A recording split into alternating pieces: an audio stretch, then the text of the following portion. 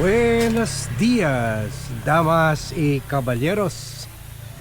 Everyone is talking about ngayon yung well, syempre part of the topic ay puwera dyan sa 18 Marines ay yung impeachment ni Vice President Sara Duterte. So papunta na po tayo dyan, di ba, na establish na yung sufficiency in form and substance. At pagbigyan muna sila, pagbigyan muna sila time para sagutin, 10 days, and then also yung mga nag-endorse ng complaint, sila Laila De Lima. By the way, andito tayo sa Botanical Garden ng subdivision namin. So ikot-ikot muna tayo dito, So kung nakikita nyo dito, full forest talaga siya, Swerte talaga kami because we have the best of both worlds. Na meron na kaming kami, we are deep in the forest, and yet just 30 minutes away or 15 minutes away from Quezon City and Marikina. So yan, ito yung butterfly garden noon, pero medyo hindi na pala ito na maintain. Wala na yung mga butterflies. So yan, everybody's talking. In fact, ngayon lang may subscriber tayo na attorney na nagtanong rin sa atin whether ma-impeach ba talaga si Sara. And sa conversation we agreed na game changer talaga ito paglabas ng mga bank accounts niya. Game changer talaga na kung makita ito ng tao, kasi hanggang ngayon ang depensa nila wala naman nakinabang si Sara. Let's say kahit na-establish na nawala ng parang bula yung 125 million natin confidential funds in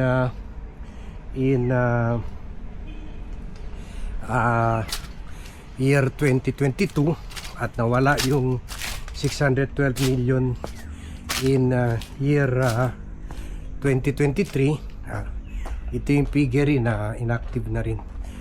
So I think quarters na mga napunta na pala tayo dito.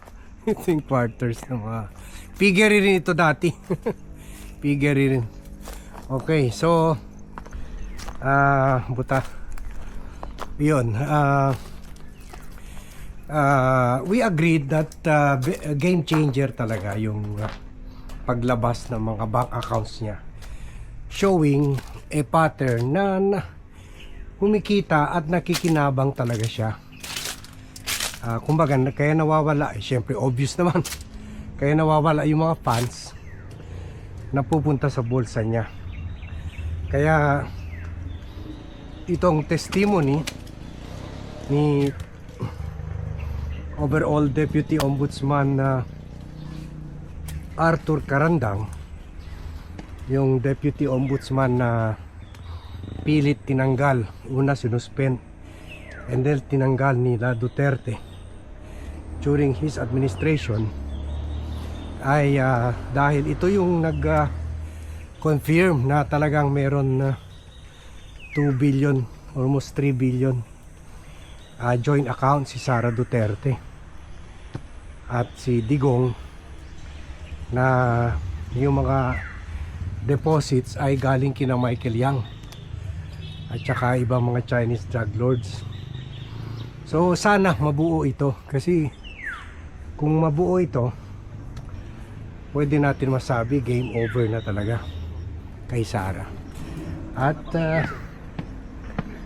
maraming good morning, maraming tao talaga, game over sa legal, kasi baka morning baka talagang ma-impeach na si Sara because of that. At game changer rin sa political angle or political side uh, of, of this issue.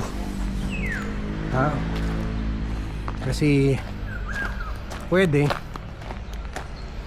yung public opinion will finally turn against Sara, at yung tao will already demand for her conviction. That public opinion is necessary kung mapunta na yung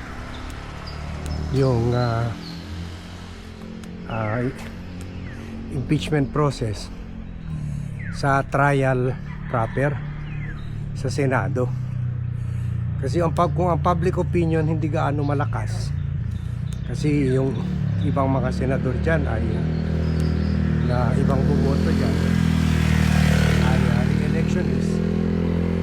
So if hindi malakas yung public opinion towards the side of conviction, they will not vote for her conviction sa Senado.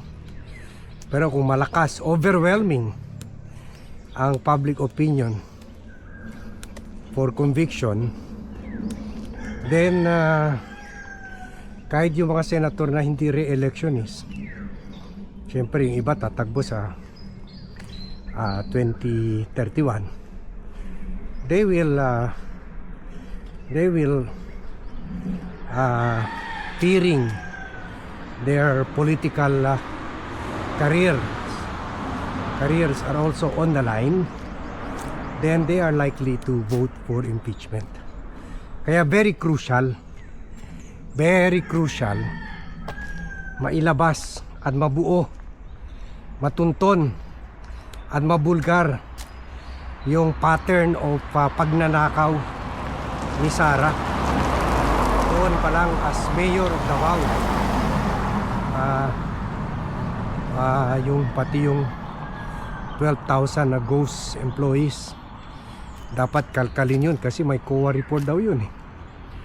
May COA report kung saan nawala rin yung 4 billion na parang bula doon sa Davao when she was mayor, na upon which time nag-hire daw siya ng 12 to 14,000 sabi, sipin mo yan, empleyado, pero ghost employees lang pala yun. So at kinonfirm yun yung ganun practice, kinonfirm yun ni Arturo Las Cañas na matataas daw yung sweldo nila kasi mga 4 items na ghost employees or 5 binibigay sa kanila. So kung bawat ghost employees, mga sabihin natin hindi naman, wala tayong alam yung kwan doon, yung minimum wage, pero sabihin na natin that time mga 10,000 kada ghost employee. So kung ibigay sa yung item, 4 items sa mga DDS, sa mga miyembro na Davao Death Squad, so meron ka na rin kahit po sa 4 items meron ka na rin 40 monthly. So in short, yun yung ibang item doon sa 12,000 to 14,000 na ghost employees, binibigay sa mga DDS sa executioners, yung iba naman binubulsa na. At yan ang pattern dinala niya sa Office of the Vice President at DepEd Secretary. Yun si Attorney Jesus pala yun. Oo, yung kausap natin kanina. So tama rin naman yung observation niya. I agree na game changer talaga. Yung question whether ma-impeach si Sara, game changer yung pagbulgar, pagbulgar. And I don't mean na mga boka-boka lang, kung hindi yung actual records talaga mailabas ng Commission on Audit, mga bank records, sino mga depositors. Baka kasama pa dyan si Atong Ang, kasama pa dyan yung mga POGO operators, kasama rin dyan yung mga gambling lords. So very crucial mailabas yan. All effort should be concentrated on that objective, na to lay out yung pattern ng pagnanakaw. Kasi medyo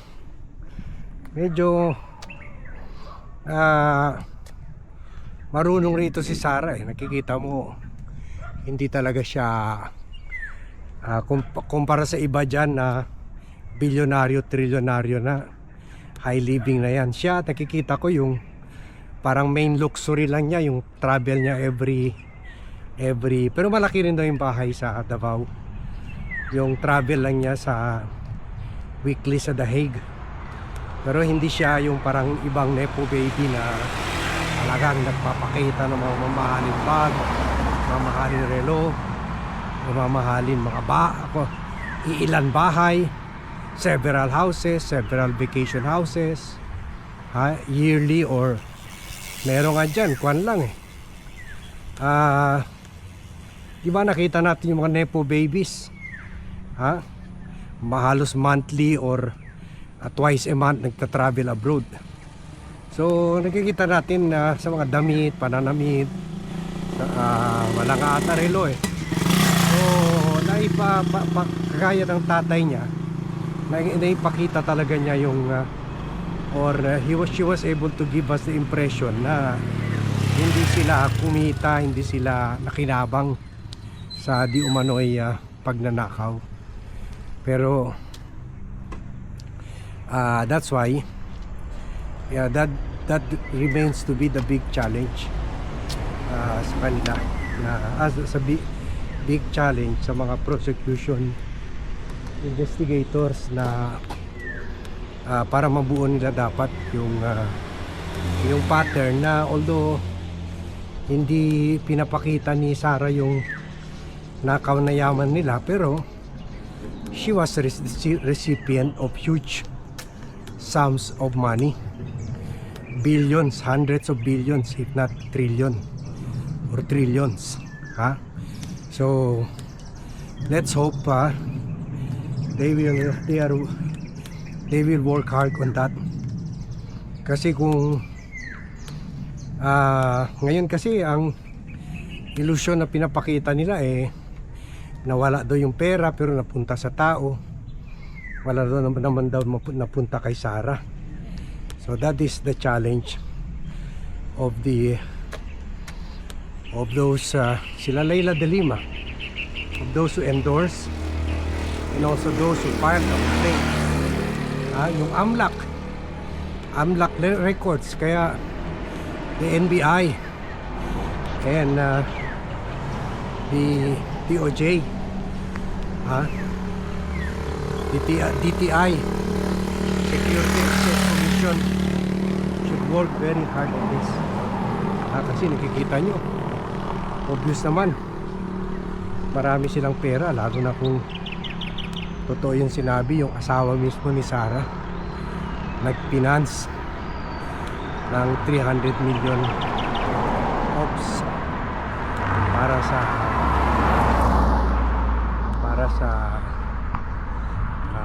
18 Marines. So they really have money. It's just proving where, it's just a matter of proving where, how they got the money and how they benefited from the money. So yan muna ang paunang vlog natin as we approach the